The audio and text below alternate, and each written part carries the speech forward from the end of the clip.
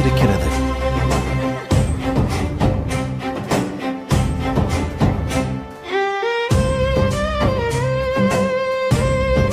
ஐயா, இவ்வூரில் இவ்வளவு பிரம்மாண்டமான திருவிழா, இதன் காரணம் என்ன?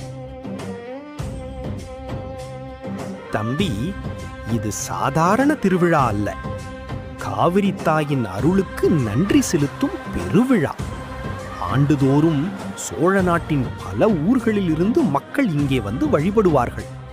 ஆனால் இன்று இந்த திருவிழாவுக்கு இன்னொரு சிறப்பு உண்டு.